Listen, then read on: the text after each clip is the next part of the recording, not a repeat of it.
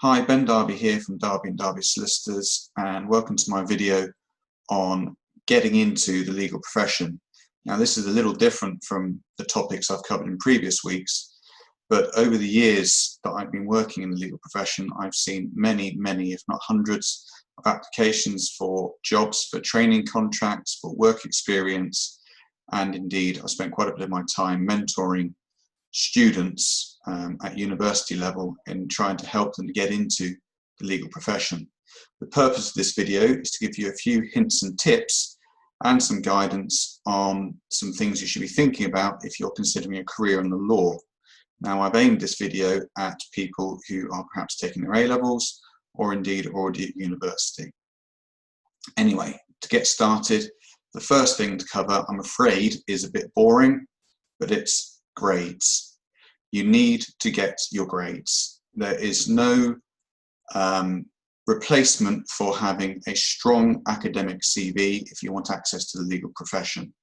Now, whilst I'll come on to in a minute, there are many ways into the legal profession. If you are going to take the traditional route of taking A-levels and then doing a law degree, I can only advise strongly enough that you must get strong grades at A-level to get yourself into the strongest university possible, and then endeavour to get the strongest possible degree you can get to give you the best opportunity in an application process that may come later in your career to secure a place in an otherwise very competitive marketplace for new lawyers. Now, coming on to routes into the profession, this is where it gets very, complex, and there is effectively two ways in. It's either academic or vocational, or replace the word vocational with non-academic if you wish. Now, if you would rather take the traditional route, as I just mentioned, taking the academic route of GCSEs, A-levels, law degree, then professional exams, that is one of the most tried and tested routes to qualify, particularly as a solicitor or barrister.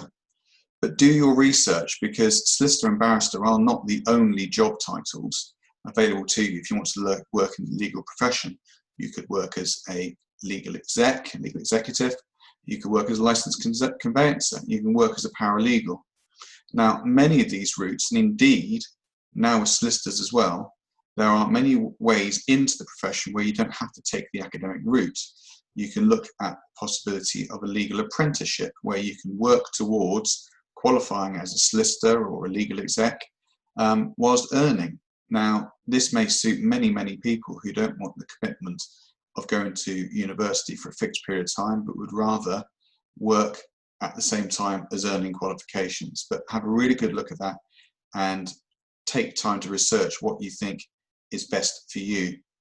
The rest of this video, which is relatively short, will cover thoughts about the academic route, and indeed particularly for those people at university. Now, once again, I'm repeating myself, but get your grades. The stronger your degree result is, the more likely and the more you increase your chance of securing a training contract as a solicitor or a pupillage at the bar. The reason for that being, particularly with the large law firms nowadays, is that they have a screening process when they have hundreds, if not thousands of applicants coming in. And the easiest way for them, and it's now done on computer with algorithms in many firms, the easiest way for them to shrink the pool of applicants for a role is to effectively look at your results, and they can cut you off at 2-1 or at a first or whatever they want to do, because they have the opportunity to cream from the top and get the best. So I can urge you again, get the strongest result you can. Also though, alongside the academic results, is get some experience. Now, I appreciate during the coronavirus lockdowns it's been very difficult to apply for summer placements and work experiences and shadowing. But look at other options. If there are courtrooms open near you, go and sit and observe in the courtroom. You'll see.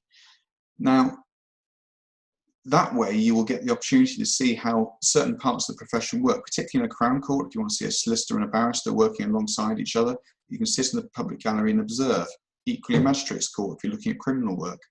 It's not so easy to get access to the county courts, but literally take yourself down to a local court building, and it's a public place. Get in there and observe and see what's going on. You'll be surprised how much you'll learn.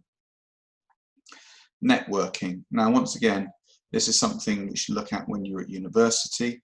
Now, networking can be very difficult and it can be quite daunting for people to try to get involved in legal circles. We're quite a close-knit group at times, but there are thousands of lawyers in this country, and there are many who are particularly approachable. Now, looking at networking is effectively getting yourself known. Now, the absolute dream for you, if you're looking to get a job in the legal profession, is you want the senior partner or the HR director thinking to themselves, who is this Sarah Smith I keep hearing about? Get me Sarah Smith. That's the dream. That is also somewhat unrealistic, but that is the key to networking. If you are somebody who's getting involved in university debates, you're getting involved in mock trials and the mooting competitions, it's quite likely that members of the local profession to your area or to your university will be coming in to judge those competitions, will observing and guiding you through those competitions. These are the building blocks of you starting your own network. Also, look what other voluntary programs your university is running. There may be voluntary advice services at certain universities. There may be advice clinics that a university runs. And there also look at joining the junior sections of either the Law Society or the Bar Council or any of the other professions around. That will give you the opportunity to access other people. And there may be events, there may be networking evenings or coffee mornings that you can attend and get yourself known. And the final point I would invite you all to do, at whatever age you are, whether you're 15 or 21 or 40, restarting a career and changing a career, write your future CV. Now, what I'm saying here is, if let's say you're starting a university degree or even starting your A-levels, take the time to put on paper what you want your CV to look like in 3 years' time, 5 years' time. And as those years pass, you'll be able to tick things off. It may be getting a 2-1 degree on the academic side. It may be getting work experience at a large firm. You can tick these off, but you make them, the minute you write them down, they become targets, they become goals. And it will give you a little bit more structure as to how you want to build your profile so that when you finish this stage of your education or training or experience, you will have a far more complete CV as opposed to the one that you might just throw together at the last minute because you need to put an application in quickly. Also, with CVs, put something interesting on there about yourself. I read lots of CVs and I give advice to some students who I've mentored in the past on their CVs, and I tend, and this might just be me, I tend to read a CV backwards. That sounds ridiculous, but I will look at hobbies and interests first. That's just my personal foible. But if I read on another CV that you're an avid book reader or you like to go to the gym and exercise, I can be in my mind already quite dismissive of the person who's written that CV. Those may be things that are part of your life, and put them on, don't necessarily remove them, but those are things that many people do, and I read it all too often. So put something interesting on there about yourself. Put your work experience on there. I don't mind, personally, this might be different from other people, if you have been stacking shelves in a supermarket. I don't mind if you've been working in a bar, because it shows you've had client contact and consumer contact.